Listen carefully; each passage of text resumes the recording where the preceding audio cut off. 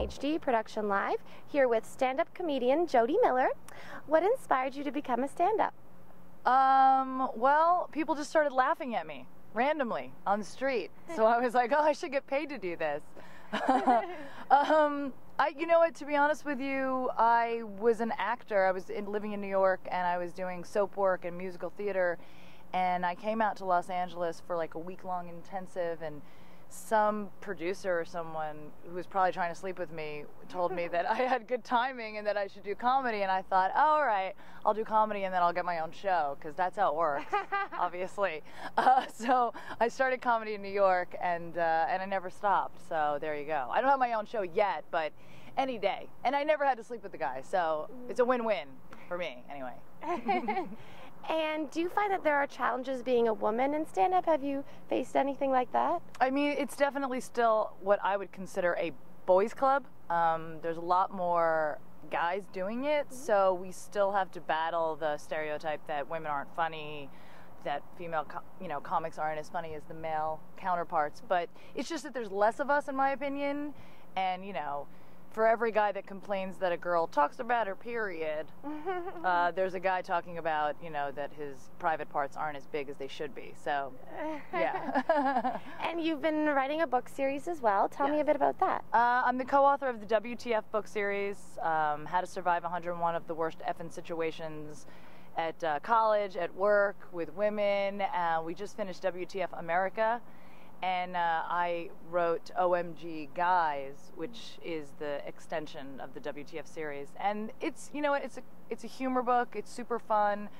You get a WTF moment, and we give you options about how to solve it. Some of them are real. Some of them are not so real. Some you could probably get arrested for.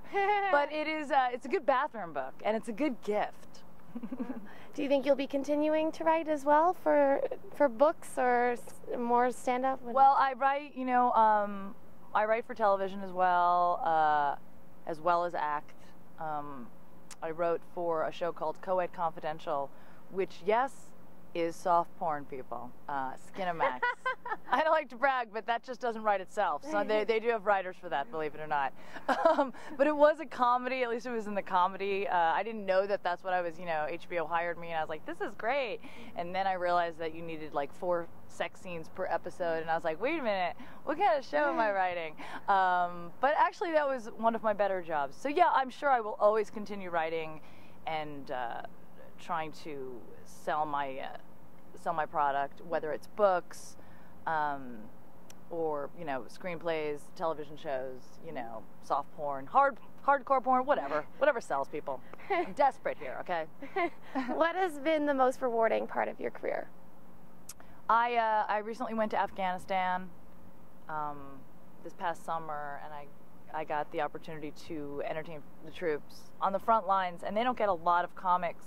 They get comics down there, but this is the first time they took, us to the really small bases. And we got to perform for guys that, haven't seen a woman in 6 months, let alone like any sort of entertainment. So, for the hour and a half, 2-hour show that we were there, they got to forget where they were, which, by the way, is the worst place on earth. So that was very rewarding in itself. And I've also had the opportunity to teach stand-up, and that's also really rewarding, helping people sort of realize their dream, or maybe just, do something that they've always wanted to do and sort of check that off their list. I was a part of that, so that was very rewarding. What advice would you give to upcoming stand-ups?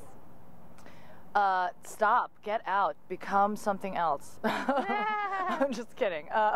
If it's something you really love to do, first of all, remember that it's supposed to be fun, so when you stop having fun, stop doing it.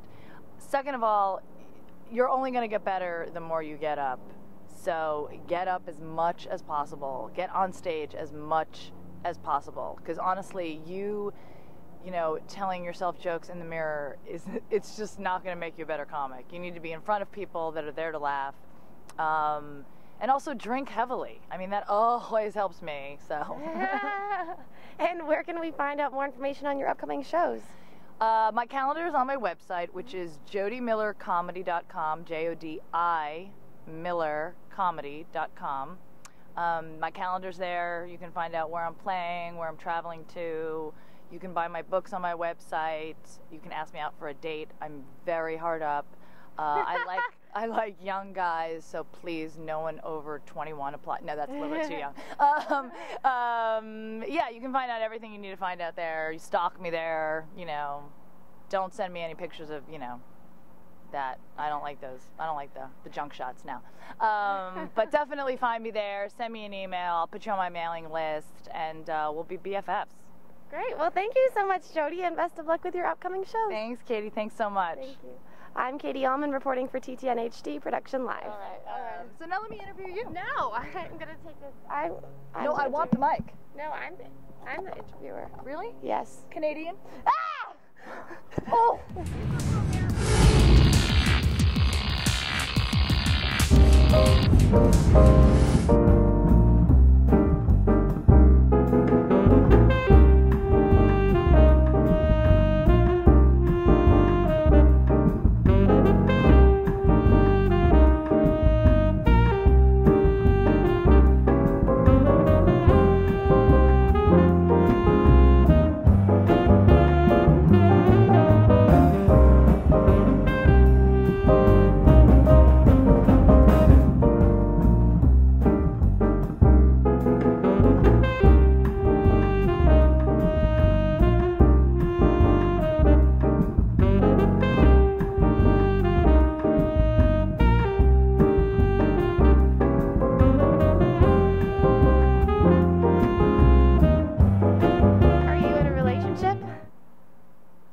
What did you just say to me?